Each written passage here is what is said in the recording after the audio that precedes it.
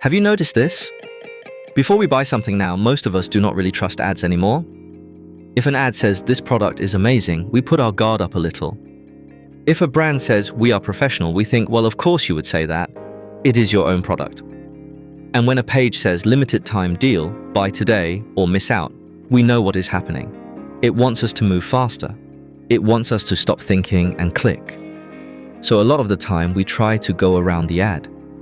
We do not look at the slogan. We go to the reviews. We do not fully trust the product page. We search for a review video.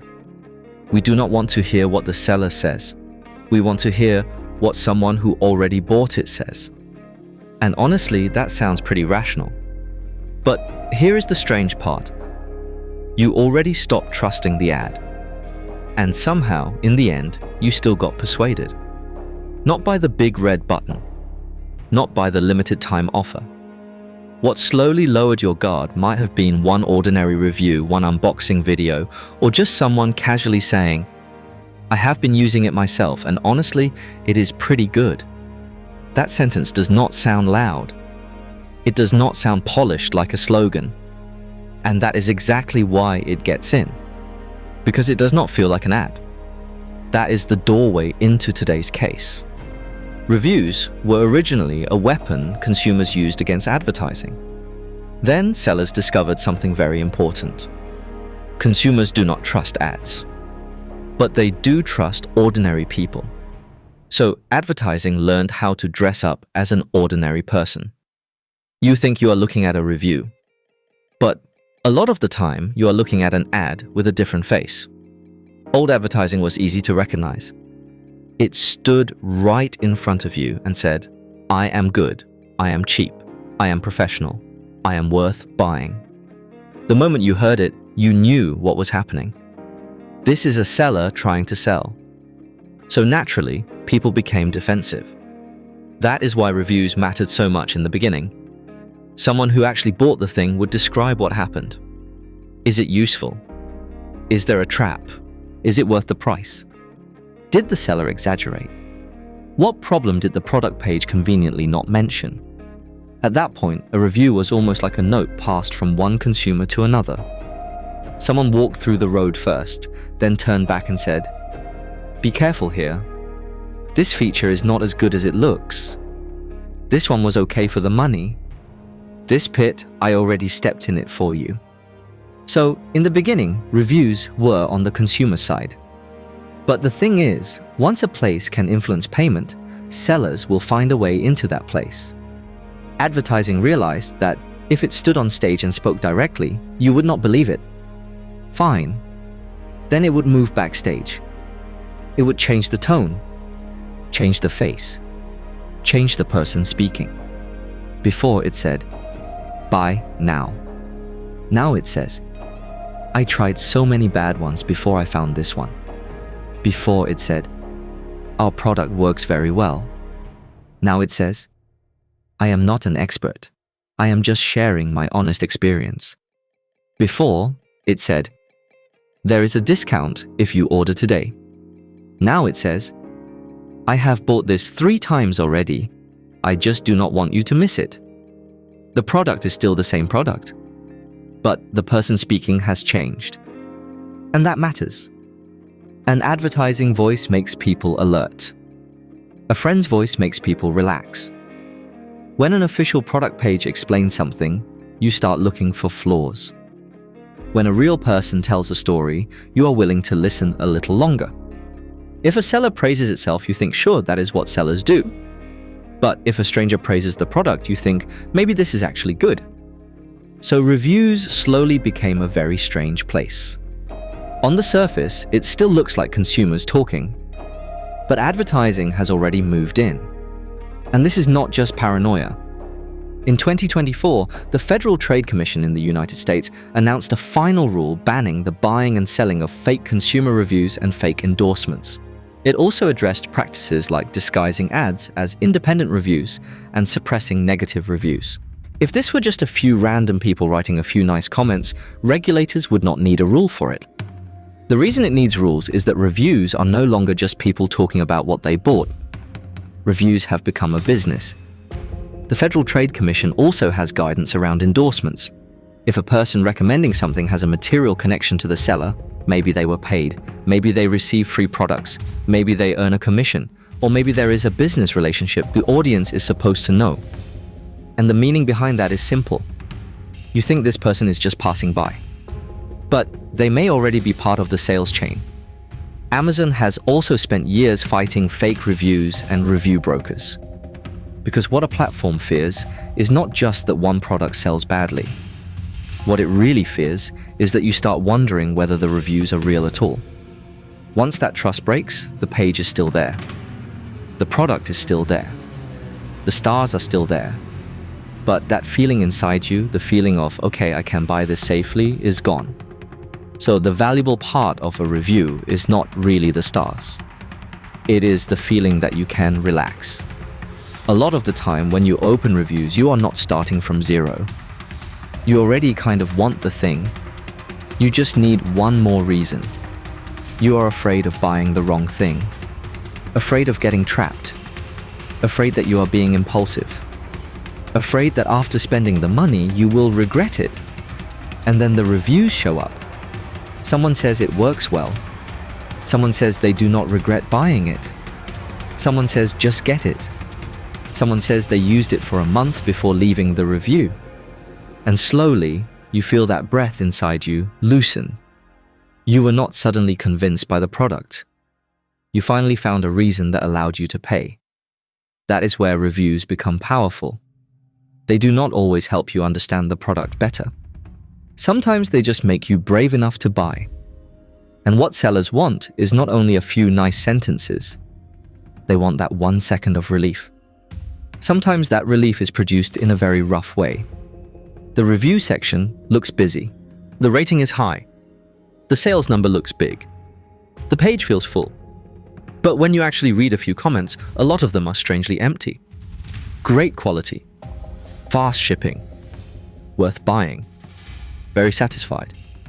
Now, you cannot say every one of those is fake, but they have no scene, no detail, no time frame, no real hesitation. They do not sound like someone who used the product carefully and then sat down to tell another person what happened. They feel more like padding, like a soft layer spread across the page, so that when you glance at it, you think, okay, probably fine. Then there is a more advanced version. Influencer style recommendation. It does not dress itself like an ad. It dresses itself like life. A casual photo. An unboxing. Recently I found this. I did not expect much at first. After using it, I was actually surprised. It is not in a hurry to explain the whole product. First, it makes you feel this is not a sales pitch. This is an ordinary person naturally discovering something. What you see does not look like product copy. It looks like someone sharing their life. And because it looks like life, your guard goes down. There is another version that is even harder to judge. It is not entirely fake. It simply shows you only one part of the truth. The good experiences are enlarged. The bad experiences are pushed down. The smooth cases get placed in front. The people for whom it did not work slowly sink to the back. The comments may be written by real people. The experiences may have happened. But the order, the ratio, and the focus of what you see may already have been arranged. That is the hard part. You cannot simply call it fake. There is real material inside. It is just that the real material has been edited into a shape that makes payment easier. So the point of this episode is not that all good reviews are useless. And it is not that every recommendation is a scam. That would be too simple. The more useful warning is this. The review system was supposed to help you see the product more clearly. But later, it also began helping the product package itself. It used to be the opponent of advertising. Then advertising put on its clothes. So what should an ordinary person do? Should we stop reading reviews completely? Of course not. Reviews are still useful. Long-term feedback from real users can still save you from a bad decision. Some negative reviews really do help you avoid a trap. But reviews should be treated as clues, not as the final answer. It is like investigating a case. You listen to testimony, but you do not stop at testimony. You still need physical evidence. And in consumption, that physical evidence is the ingredient list. Now, I do not mean only the literal ingredient list on the back of a food package. I mean a way of looking at products. Say you buy a bag of snacks. The reviews might say it tastes good. People bought it again. The kids love it. It is perfect for the office. But if you really want to know what it is, eventually you have to turn the package around. What comes first in the ingredient list? Where does sugar appear? How much sodium is there? Is there actually protein? How much fat is inside? A lot of things feel satisfying in your mouth, not because they are good for you, but because the sugar, oil, salt, and flavoring are arranged very well. They make your mouth comfortable. At that moment, you are no longer asking whether other people felt happy eating it. You're asking what this thing is made of. And this method applies to other things too. Take a digital product. Unboxing videos are very easy to get high on. The box opens, the lighting hits, the screen turns on, and you feel, wow, this thing already belongs to a better life. But its real ingredient list is not in that moment. It is in whether the device still feels smooth 6 months later. It is in how many years of system updates it will get. It is in how much it costs to replace the battery when the battery ages. It is in whether repairs are easy, whether accessories are expensive, whether one broken part means you basically have to replace the whole thing. And there is another part people often ignore. Can this thing actually fit into your current life and work? After you buy it, do you have to adjust yourself around it every day? Do you have to buy a pile of extra accessories just to make it useful? Once you enter this brand's ecosystem, does every later step also ask you for more money? The review section often praises the excitement of the first 3 days. But whether it is actually worth it depends on how much value is left after it has lived with you for 3 years. Software, courses, and financial products are the same kind of thing. Software may look like it is selling features, but you need to care about whether your data can be exported, whether renewal becomes expensive, and whether canceling is annoying. A course may look like it is selling growth, but you need to see whether there is practice, feedback, and actual delivery, not just a burst of motivation. A financial product may look like it is selling returns, but you need to look at the fees, the time period, liquidity, and where the money is actually going. These things may not literally call themselves ingredient lists, but they are ingredient lists. Because a review answers, how did someone feel after using it? The ingredient list answers, what is this thing? Someone saying a snack tastes good does not mean it is suitable for you to eat every day. Someone saying a product is useful does not mean it fits your situation. Someone saying it is worth it does not mean it is worth your money. No matter how sincere a creator seems, they do not carry your bill. No matter how lively a review section is, it cannot decide your needs for you. No matter how beautiful the 5-star rating looks, it cannot change what the product actually is. So when you read reviews, do not only ask, is everyone saying this is good? Ask a few more questions.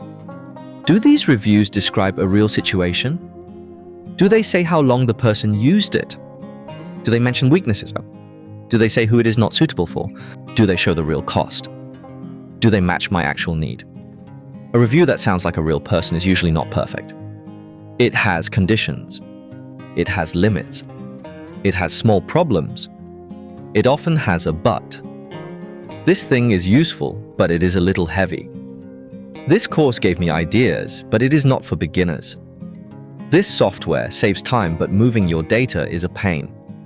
This skincare product worked, but sensitive skin should be careful. That sounds more human. Because real things usually do not only have light, they also have shadows. If a review has only excitement and no cost, only praise and no detail, only just buy it and no suitable person, only emotion and no ingredient list, then it sounds more like advertising than a person. So the hard part today is not finding more reviews. There are already too many reviews. The hard part is stepping back from all those voices. Do not rush to listen to who is praising it. First ask why they are praising it. Do not rush to see what everyone is saying. First ask whether this everyone has been arranged for you to see. Do not rush to ask whether other people were happy after buying it. First ask, what are the ingredients? What are the rules? What is the cost? What are the limits? What is the risk? Reviews look at the mouth. Ingredient lists look at the bones. Advertising first stood in front of you. Then it realized you knew how to dodge. So it changed into an ordinary person's voice and came from the side. It looks like a real experience, like a kind reminder, like a friend helping you avoid a trap. But what it may really be doing is helping you feel safe enough to pay. So next time you see a pile of good reviews, a very sincere recommendation, or a post that feels almost exactly like an ordinary person talking, slow down for a second. Do not ask immediately, is everyone saying this is good? Ask, if these reviews did not exist, and I could only look at this thing's own ingredient list, would I still buy it? Once you ask that question, you have taken one step back from advertising's new face. You are no longer just listening to what other people say. You are starting to look at the thing itself. Because now, the ads that make us lower our guard often no longer look like ads. They look like reviews, like review videos, like recommendations, like a friend talking to you. And choosing something is not about finding the loudest voice in the room. It is about seeing clearly what you are actually buying.